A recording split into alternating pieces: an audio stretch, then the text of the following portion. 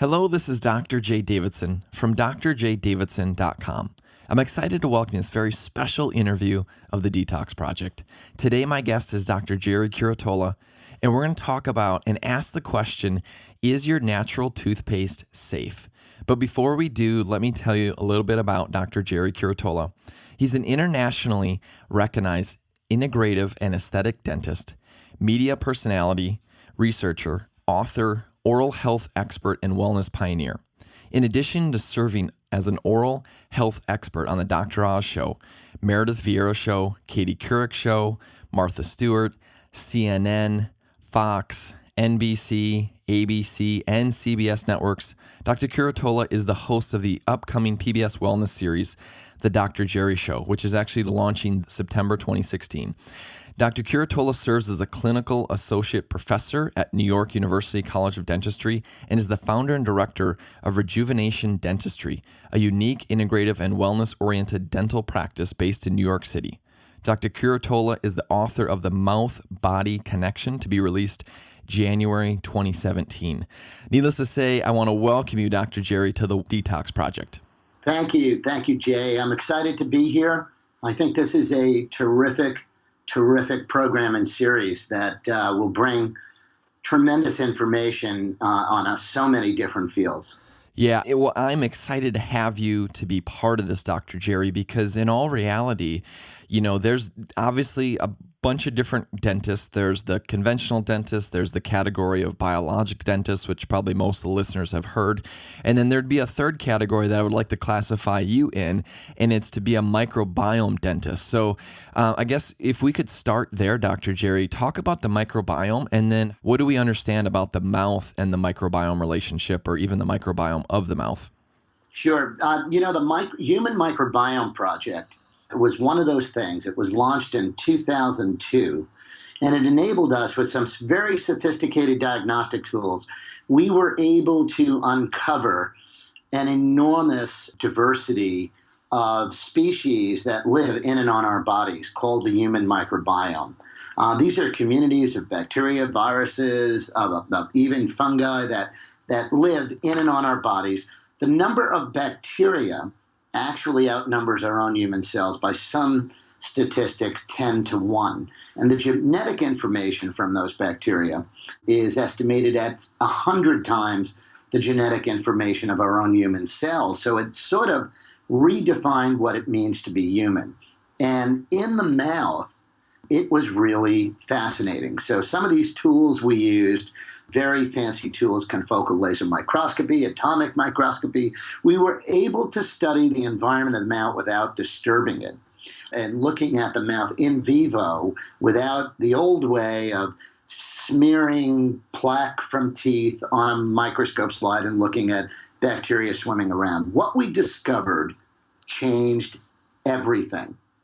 And it's really the basis of my book, The Mouth-Body Connection.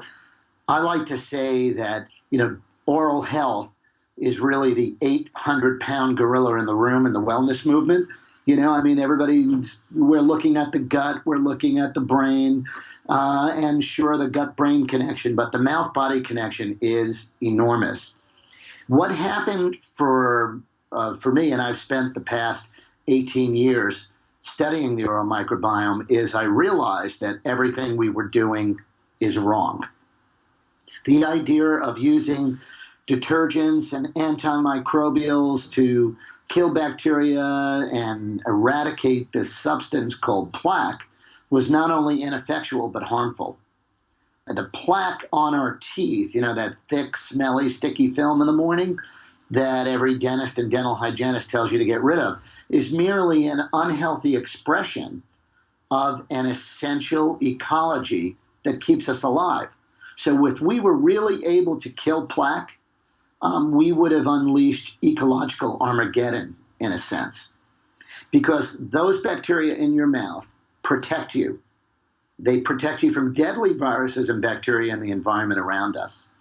Secondly, they are an essential part of digestion, of bringing nutrients to teeth and to gums. Actually, the biofilm, which we call the microbiome, that's a new word that was really just coined in about 2002 There was a doctor by the name of Josh Lederberg who he changed the word biofilm to microbiome.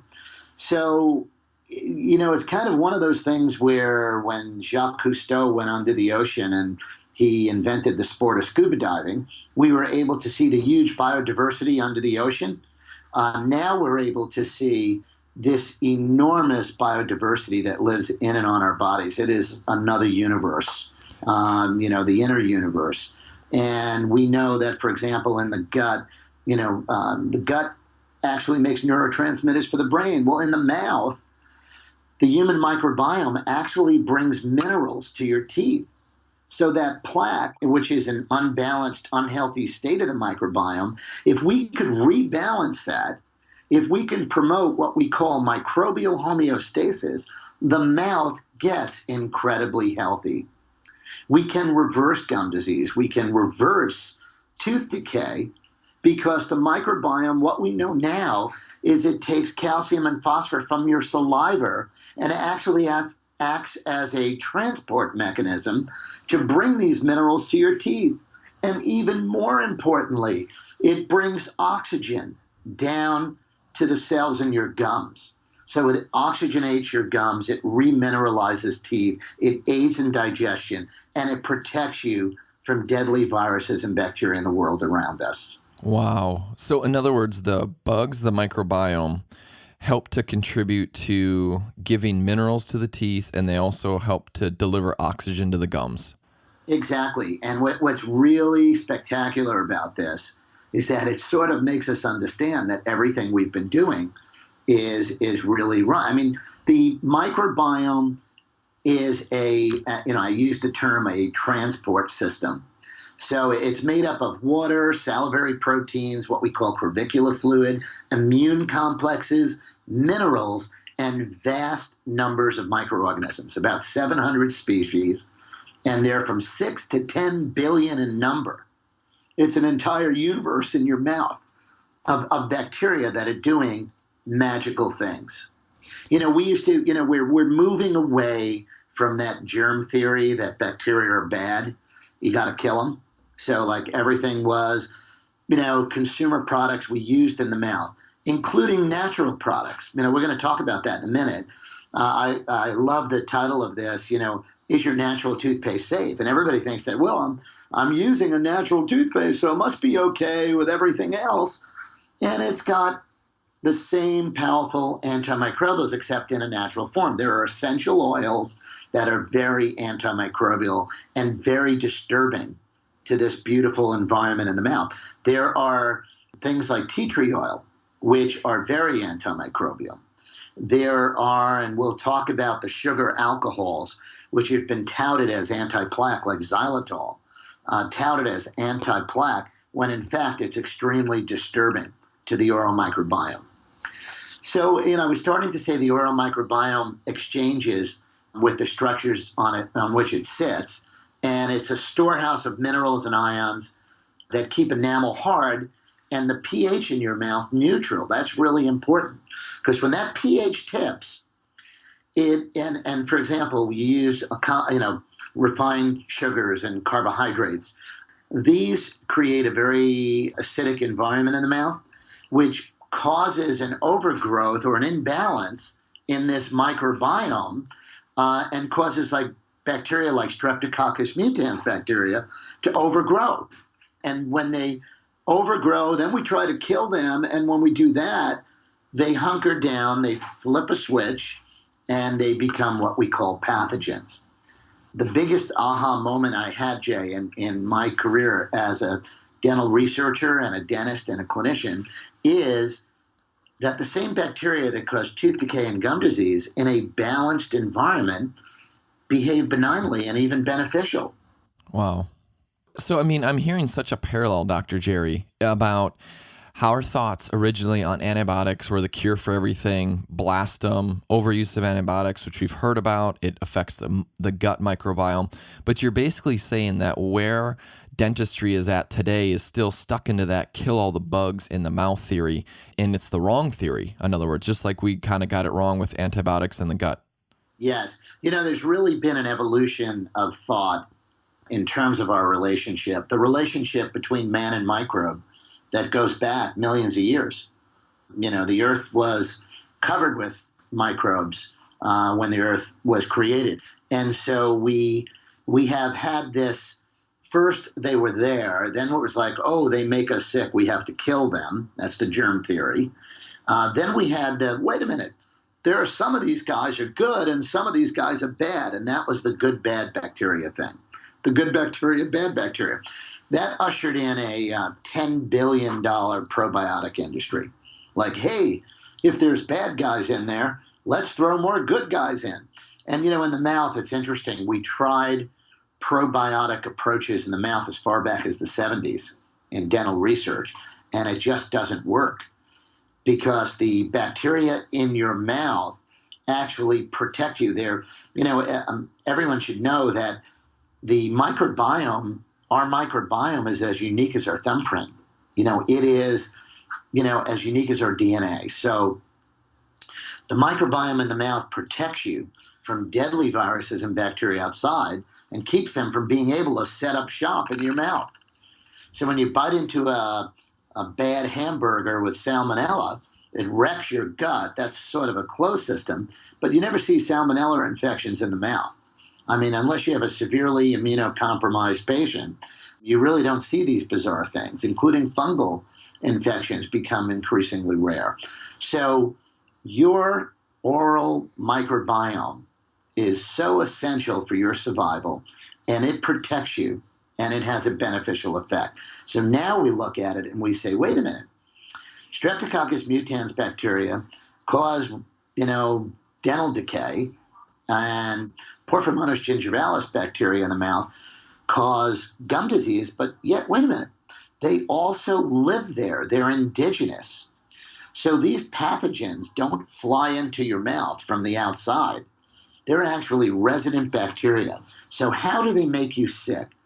They make you sick when they go from living in a balanced, healthy environment to an unbalanced environment from all kinds of environmental factors, diet, detergent, toothpaste. That's why it's so important we rethink what we use in our mouth. And that started all of my research on developing and promoting a sane approach to promoting a healthy, balanced oral environment. It's sort of like going from pesticides, and even though, we had natural pesticides, to a more advanced, evolved organic gardening. So what I'm really promoting is organic gardening in the mouth. Martha Stewart loved when I said that on our TV show.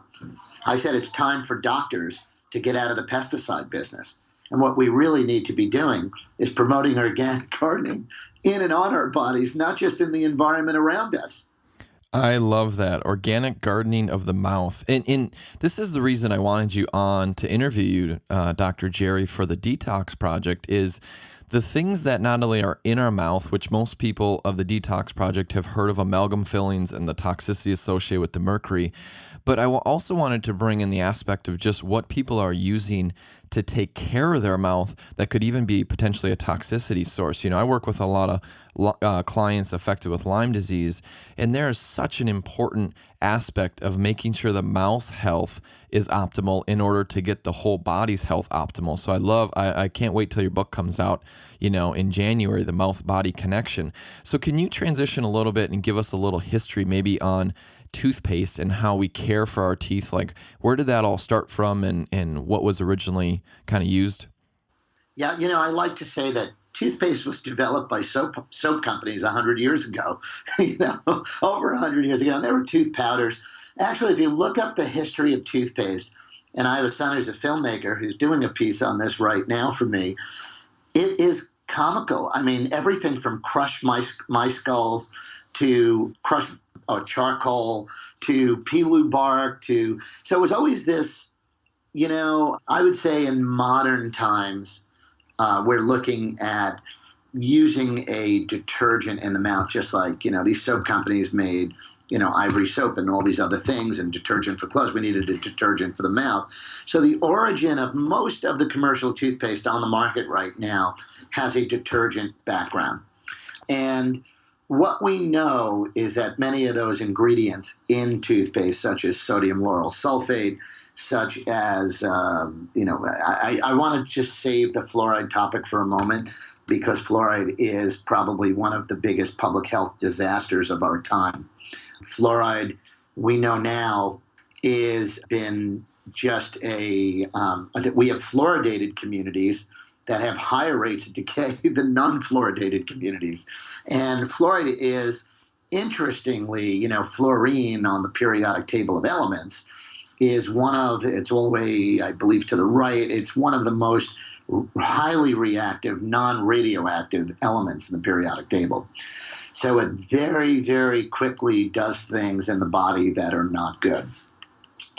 In the 1940s, late 1940s, the U.S. military, actually, I believe it was in the Army, there were studies in Grand Rapids, Michigan, and then these went on to further studies showing that the introduction of sodium fluoride stimulated the remineralization of decayed teeth. So we thought that was a good thing. What we didn't look at was the type of mineral that fluoride makes. It's very, very hard, but it's also very brittle. So your teeth and bones are made of the same thing. And what we have is fluoride. Our teeth and bones are made of hydroxyapatite. And hydroxyapatite is an OH minus, the hydroxy, and the apatite is an AP plus. So hydroxyapatite, when you introduce fluoride, the fluoride molecule is so reactive that it blows out the hydroxy and you make something called fluorapatite. So we thought this was a good thing. And because we're making teeth really hard. But, and as the orthopedists came to find out, in the 1980s, they did a lot of studies about this. They were doing bone fracture rates, and they expected them to go way down from the introduction of fluoridation and fluoride in products like toothpaste and mouthwash. And they actually found an inverse. They found an exponential increase in hip fracture rates because it doesn't have the flexibility. Hydroxyapatite has a certain flexibility that fluorapatite does not. With that aside, fluoride is highly toxic. As a matter of fact, there's enough sodium fluoride in an average full-size tube of toothpaste to be lethal to children under 5 years old.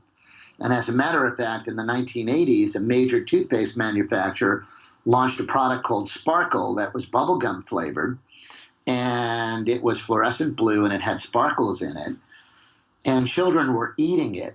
And fluoride fatalities in children went up 280%, which is really frightening.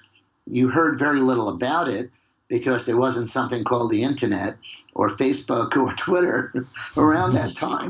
So quietly, the FDA became alarmed and they mandated a poison warning on all commercial toothpaste with sodium fluoride. But Jay, since that time, so much data has come out about fluoride, including the fact the Center for Disease Control several years back said that 4 out of 10 children in America now have teeth damaged by too much fluoride. They were given fluoride to protect them from decay. With fluorosis, they're more prone to decay. So now we have 4 out of 10 children, 41% of adolescent children have fluorosis damage to their teeth.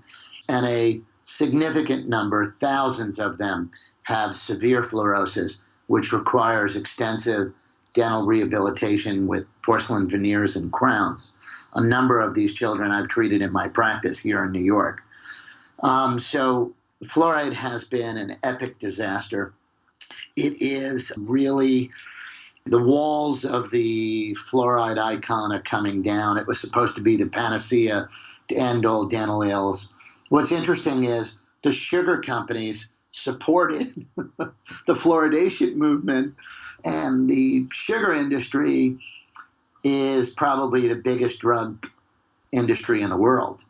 We can talk about that, but they even put sugar in toothpaste for a while, but there's toothpaste with sugar substitutes in there right now, like saccharin and aspartame and all these other really toxic chemicals in toothpaste.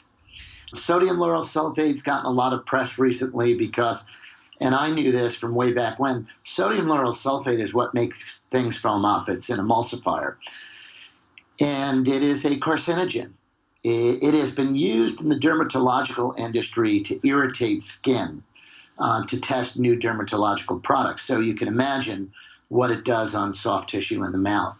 And it's been linked to promoting canker sores, what we call after ulcers in the mouth. That was a study from Oslo, Norway, back in, I think, close to 15 years ago now. So sodium lauryl sulfate should never have been in toothpaste. It was there to make it act as a detergent. If you'd like, we can talk more about the natural ingredients and the sugar alcohols. Yeah, absolutely. So in other words, with basically the conventional toothpaste, as most listeners listening, they probably use a quote unquote natural toothpaste. So I definitely want to get to that. But looking at the conventional toothpaste, I mean, having fluoride in there, in your opinion, is obviously definitely a no-no. SLS, or the sodium lauryl sulfate, is definitely a no-no. Is there any other ingredients that are huge no-nos that could be in like conventional toothpaste? Absolutely. The food colors that are added, I shouldn't even say food colors, the chemical colors from coal tar extract, like food dye number 1 and 2. If your toothpaste is fluorescent blue and your mouthwash is fluorescent blue, it may look pretty. And as a matter of fact, if you walk down the toothpaste aisle of any major drugstore or grocery store, you will see this mass of fluorescent blue. It looks so pretty. It's toxic. so I talked a little bit about artificial sweeteners, artificial dyes, sodium lauryl sulfate, fluoride. There are some abrasives in toothpaste that also are not good for your enamel. As a matter of fact, sodium bicarbonate, baking soda, while it could be good because it helps to neutralize pH, and I like that. In my research, I found sodium bicarbonate to be a very scratchy, abrasive mineral. And I've had patients in my office in New York that use a baking soda toothpaste that removes stain, but it would be the equivalent of using Ajax and Brillo on your bathtub enamel. So pretty soon you're down to the cast iron. And that's exactly what you do to your teeth with these abrasive minerals. So I really don't recommend them. And natural fluoride, as opposed to synthetic fluoride or chemical fluoride. Natural fluoride, like fluorospar, it is toxic too. And there are some communities that have natural occurring fluoride in their water. These are also creating fluorapatite instead of hydroxyapatite. The mineral converts to fluorapatite. So all fluoride, both artificial and natural. I saw, Tom's of Maine put fluoride back in toothpaste when they wanted to go mainstream. And it was, I was so upset by that because they're now owned by the Colgate Company. They were bought a number of years ago. So, and the Wall Street Journal did a great story on when natural isn't really natural. And they used Tom's of Maine as a classic example. Tom Chappelle started Tom's of Maine back in believe in the late 70s, early 80s, and he came out with the Tom's of Maine toothpaste in the 80s. And I applauded him because he took out artificial color and artificial flavor. But basically, he made a natural detergent, which we know now does not do any good, and it's actually disturbing to promoting homeostasis or balance of the natural environment of the mouth. So, Dr. Gerry, I know, there's one other ingredient that I don't believe you've touched on that I want you to hit on and talk about. It's triclosan or triclosan, depending on how you pronounce it. Can you talk about that? Absolutely, Jay. Probably the most insidious chemical ever put into consumer care products, especially toothpaste, is triclosan copolymer. You say tomato, I say tomato. Triclosan was actually banned by the FDA at one point because it has terrible, terrible toxicities to the human body. And laboratory data has showed a link between exposure to these ingredients and actually the emergence of antimicrobial drug resistance. So Triclosan copolymer or triclosan is actually been linked to creating new superbugs in the mouth. Like MRSA is a superbug, methicillin-resistant Staph aureus. This is the problem with these synthetic chemicals. The number one brand of toothpaste, Colgate Total, uses triclosan in its products. And, I have actually met with them and even implored the chairman of Colgate to remove this because it is clear and the data is there that this does more harm than any good they imagined in the past. Now, remember, triclosan copolymer was originally added to toothpaste because we thought in the old germ theory, killing bacteria was a good thing. So we have to kill plaque. And killing plaque would, in their minds, make the mouth healthy. In actuality, let's talk about why you should never, ever use any products with triclosan. And the first is that triclosan has, and this is a scary one, triclosan has an indefinite afterlife in human tissue. And Swedish studies found that triclosan was found in 60% of women's breast milk, even years after mothers had stopped using antimicrobial products due to toxicity concerns. The body stores triclosan in fat cells. And as you know on this program, toxicity is a common cause of inability to lose weight, as the body refuses to lose its protective layer of fat in order to avoid flooding the body with toxins. So triclosan is stored in your fat cells, everybody, and in mother's breast milk, which is a scary thought, and mothers passing this down to children. Triclosan is a known endocrine disruptor, and multiple studies have shown triclosan negatively affects thyroid function, specifically the metabolism of thyroid hormones. Triclosan, as I said already, is associated with antibiotic resistance. And other studies have showed that the continued use of triclosan creates antibiotic-resistant bacteria, a number of which are in your mouth if you've been using this already. I have three more. Triclosan forms carcinogens when exposed to chlorine in tap water. When triclosan is exposed to tap water, such as when you brush with municipal water, it releases chloroform gas, a known carcinogen. And studies have also showed that effect is stronger with hot water. Triclosan is strongly linked to human disorders. Another research study showed that the full effects of triclosan on the endocrine system is greater than we once thought. It's dangerous to humans. It's been linked to increased rates of asthma, allergies, and eczema. And then finally, triclosan was recently linked to cardiac and skeletal muscle weakness. It impairs muscle contractions in human cardiac and skeletal muscle tissues. If this isn't enough, I've just given you 6 of the top really scary toxic effects of triclosan. It is the ingredient in the number one brand of toothpaste on the U.S. market. This is so concerning that the state of Minnesota, in its legislature, voted to ban triclosan in the state. And the FDA has been petitioned by the EPA even to ban it because triclosan doesn't break down. So it ends up causing dioxin in estuaries and streams, and it has been known to impact marine life. This is how bad this ingredient in toothpaste is. Wow. So let's cover some of these natural things. So obviously we stay away from the regular chemical tubes.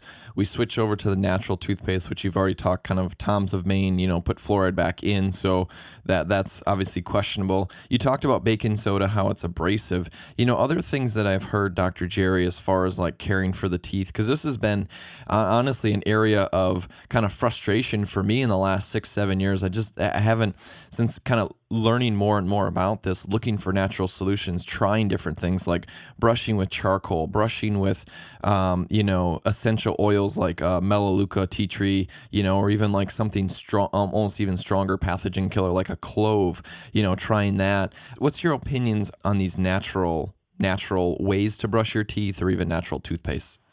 Yeah, what amazes me, first I want to say that most naturopathic practitioners, most functional medicine doctors, most biologic dentists and physicians and are in the same quandary of what do we do in the mouth? What do we use in the mouth? There just isn't anything out there. And there are many of them who are enlightened believe that. Many who are still in the germ theory are struggling to have patients use natural bug killers. So you mentioned some, tea tree oil, you mentioned manuka, there is tulsi oil, very, very antimicrobial. Licorice root, powerful antimicrobial properties. It has natural isoflavone compounds that actually can even demonstrate estrogen-like activity. So licorice is not on my favorite list. Tulsi oil is very volatile. Tea tree oil, very volatile, and actually is very toxic to your eyes, mouth, nose, pets, allergies. It destroys bacteria, and it's very denaturing to the oral microbiome.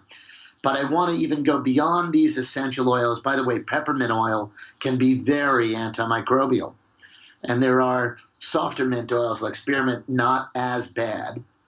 But remember, we got to get out of the bug killing mentality. And in the words of Rodney King way back when, after the LA riots and everything, he just got on camera and he said one short line, can't we all just get along? And it's like we have to start thinking about the relationship between our human cells and our microbes. And we have to think in terms of the symbiotic relationship that exists. We have to think in terms of the synergistic relationship that exists. And then we have to use things that promote microbial homeostasis. So with that said, I want to go to one of the big rages in natural toothpaste right now, which I believe is toxic. And there have been no long-term safety data done on this. And most of the science that's been promoted has been paid for by the sugar alcohol manufacturers. So let's talk about sugar alcohols, xylitol, erythritol, sorbitol, all these sugar alcohols. The real darling of the sugar substitute industry right now is xylitol. And I've been one of the first dentists to come out saying, wait a minute, all the scientific data on xylitol is about it's being a bacterial inhibitor. Well, okay, that's getting stuck back into the kill plaque, disturb plaque, and this bug killing mentality. So first of all, xylitol is a chemical. Did everyone hear that? Xylitol is not a natural sugar. It is a hoax, and I do have no foggy idea why the FDA has allowed xylitol to be called, or erythritol under the brand name Truvia, to be called a natural sugar. It is actually made in an industrial process using pretty birch bark, which we'd kill a lot of birch trees if we did that. Here's the next eye-opener. It has been discovered that close to 80% of the xylitol on the market is made from GMO corn cobs. Yes, you heard that. And a lot of it is made by a subsidiary of the DuPont company, Danica, which is a European subsidiary, making xylitol from GMO corn cobs. But let's say you use organic birch bark. I don't know how birch bark, I guess birch bark would be organic. It is made in an industrial process of something called hydrogenation. Hydrogenation should also be an alarm bell for anyone who is detoxing and anyone who is looking at toxicities in their diet should not be using hydrogenated products. Let's go one step further. What do they use as the catalyst in this hydrogenation process? Well, a lot of it is a heavy metal called Raney nickel. So here we have an industrial process that uses, and by the way, xylan is found naturally in the environment. So the word xylitol actually is a derivative from, the derivative word is xylan, which is a fiber, which many have called, a sugar derivative. But it goes through this hydrogenation process, which then goes to hydrogenolysis. Then there are separations. And actually, the organic process of doing this ends up, and if you look in any annal of organic chemistry, any textbook on organic chemistry, the end product is called a high-value chemical. So if you're listening, xylitol is far from natural. It is very disturbing to the microbiome in the mouth and in the gut. As a matter of fact, a paper came out, the Wall Street Journal had a report on May 12th, 2016. FDA warns sweetener xylitol can kill or poison dogs. Warning comes after surge in canine deaths and severe illnesses from this ingredient. So luckily, we humans, we only get really bad intestinal gas and diarrhea, but we're starting to see other things because, you see, there wasn't the funding to study the adverse effects of xylitol. Now there will be because it's getting more press. But most of the original data was paid for by the pro-xylitol camps to look for things. It's so amazing how so many scientific studies could be skewed in the direction of the result that you're looking for just by the controls that are set up and everything else. So xylitol for me has been one of the worst ingredients in toothpaste and so disturbing to the human microbiome. That's just unbelievable, Dr. Gerry, because when you look at like quote unquote natural toothpaste, I swear that's one of those ingredients in every single brand. Yeah, you're right, Jay.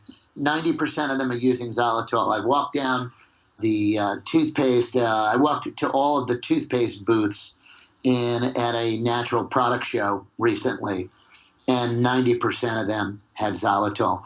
Since I started speaking out against xylitol for the past 2 years, a number of them are starting to remove this.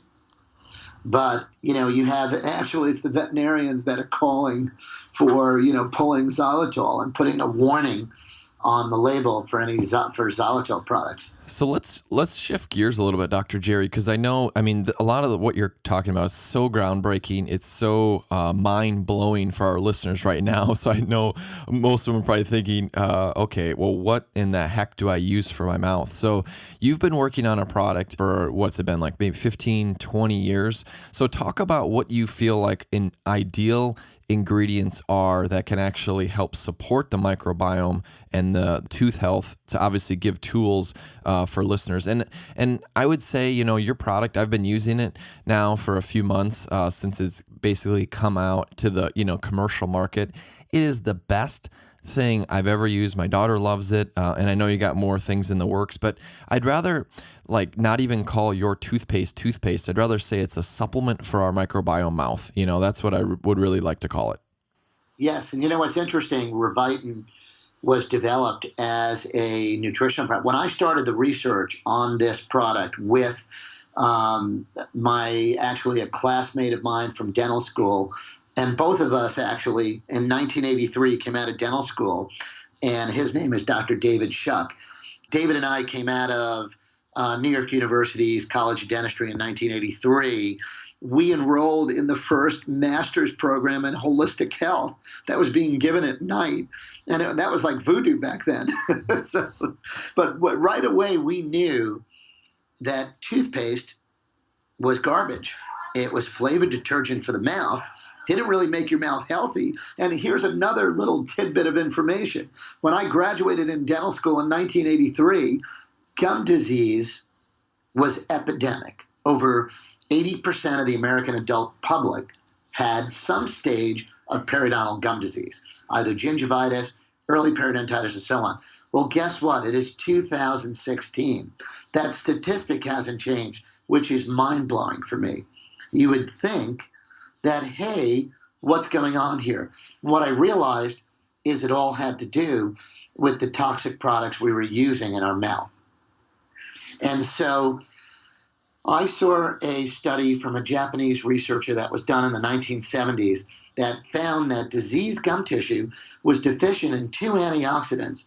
Well, not really, coenzyme Q10 was one, and vitamin C was the other. CoQ10 is actually a cofactor in the Krebs cycle. It's not really a vitamin. It has powerful antioxidant properties, but it really, coenzyme Q10 was deficient and vitamin C was deficient in diseased gum tissue.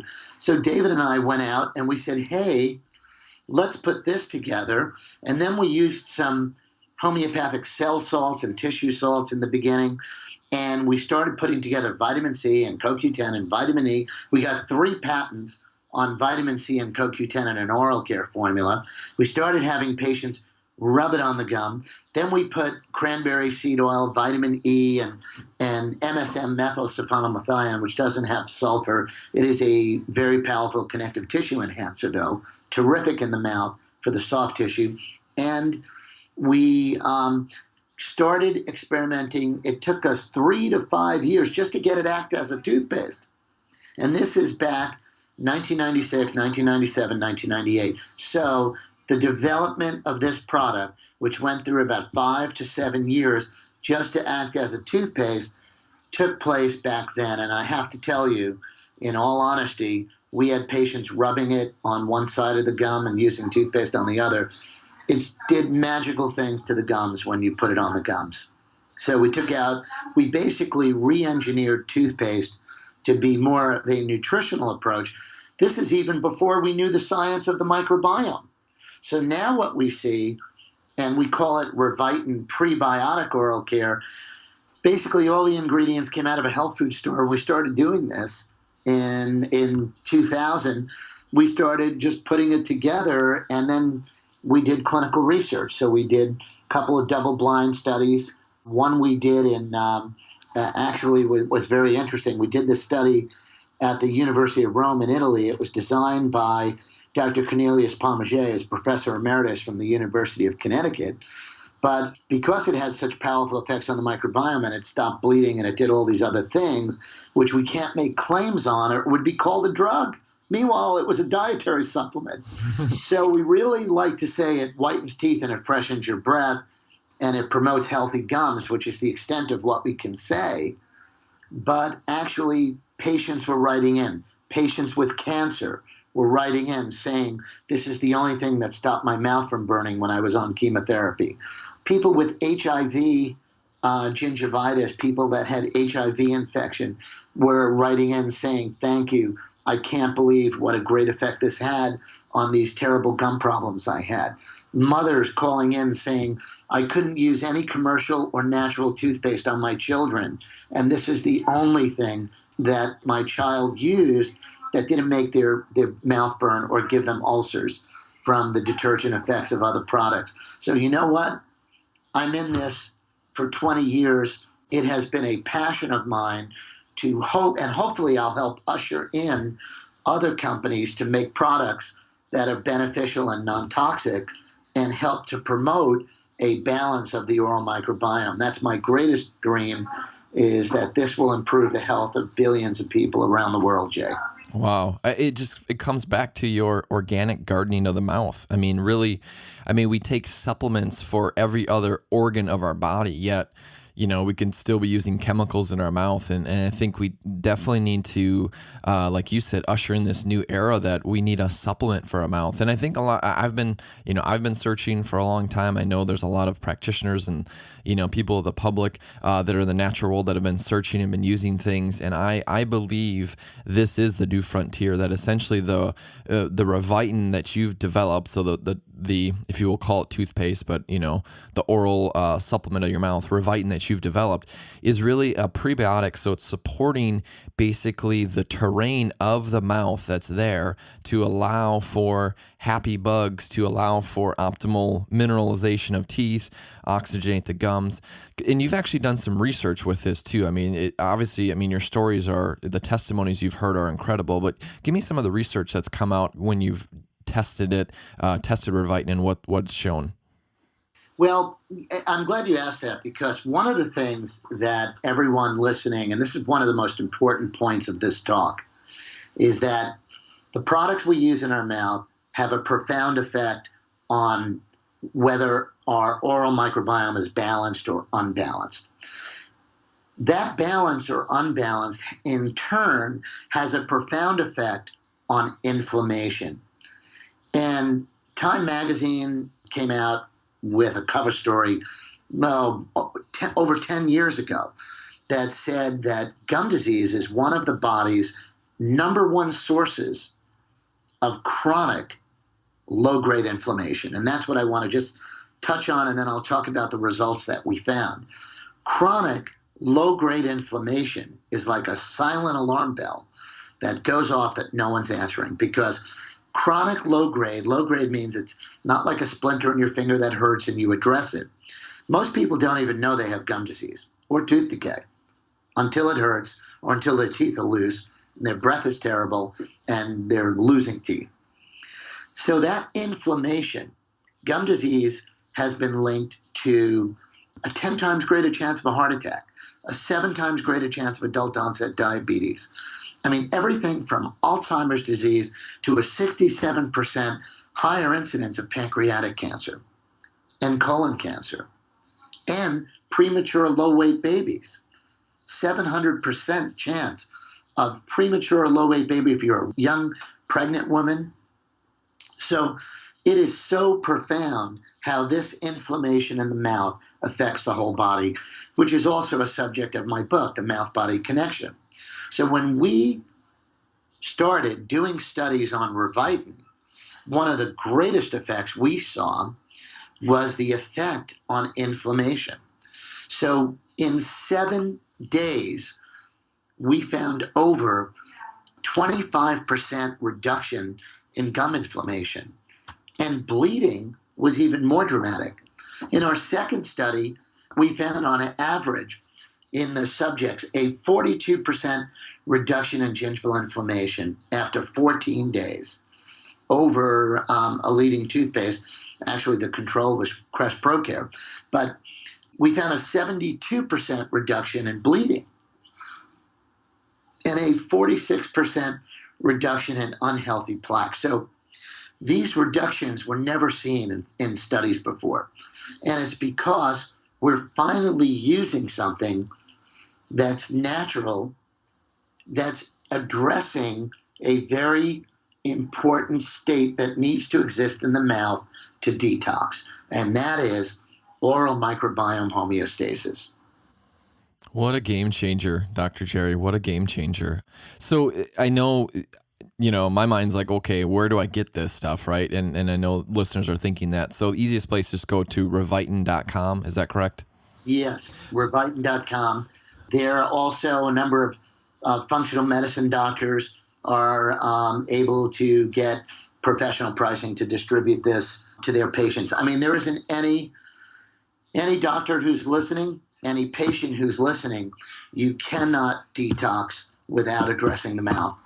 You cannot be doing a microbiome protocol without addressing the microbiome of the mouth. So I'm happy it's finally here and getting available commercially. We are going to be bringing forward a line of products based on the same formulation. There will be a mouth rinse. There will be, and we actually even have an infused dental floss that's in development. We have a lip balm. We have a gel that could be used. So all of this is going to be coming within the next year. It's just game changer. I mean, this is really a pivotal point in the dentistry oral mouth care to shift away from kill all the bugs and zap everything, whether you're doing it naturally or chemically, to starting to support and really change the microbiome. So I highly recommend, personally, as a clinician, I have my clients on Revitin. Like, there's not a different thing that I would recommend, hence why I wanted to interview you for the Detox Project. I think your product is the best thing I've ever found or seen in the mouth, and it just frickin', Dr. Gerry, it just frickin' makes sense. I'm like, I just can't think of a better way to say it. So I would definitely highly recommend to get some Revitin. The Revitin is spelled REVITIN. So Revitin, REVITIN.com. You can definitely check that out. Dr. Gerry, I want to thank you so much for taking time out of your absolutely jam-packed schedule to join me on the Detox Project. You've been just such a wealth of knowledge for our listeners. Thank you, Jay. I just in closing, I just wanted to make one point. I mean, I didn't want this to sound commercial about the product. It's really about the science. There is a problem that exists. It's an epidemic problem of disease in the mouth that exists. And as I said in the beginning of the program, it's the 800-pound gorilla in the room in the wellness movement because no one really knew what to do about it. There is a science that has emerged helping us understand the problem more, and there is a solution. The product is a solution, and my hope and my dream for everyone listening is that you all could live longer, healthier lives. I'm proud to be a dentist now for 33 years, and I'm proud to be able to stand with all doctors who are firmly committed in helping you live a longer, healthier life. Thank you so much for having me, Jay. Yeah, well, and you really summed up what I meant by microbiome dentistry. I mean, I really believe that's like the third phase, right? You have conventional, you've got biological, and now you're starting a third category, Dr. Gerry, called microbiome dentistry. Thank you. So huge takeaways. I mean, as you've heard from Dr. Gerry Curatola, it's important with maintaining and restoring your health that you look at the body as a whole holistically. And the mouth is obviously really a gateway for health. And so think about supplements for the mouth rather than chemicals for the mouth. I think that's a huge takeaway. Another takeaway is just the whole idea of organic gardening for your mouth and move away from detergents and really, get into that organic gardening for your mouth because like he said, the bugs in the microbiome are what allow minerals to be basically put into the teeth. They help deliver oxygen to your gums. So it's just everything makes so much sense. So definitely share this with your friends and loved ones. Post this on Facebook and Twitter. Take this life-saving, life-transforming information home with you as well too, so you have it for your reference library by clicking on the banner beside or below. And don't forget to visit Dr. Gerry.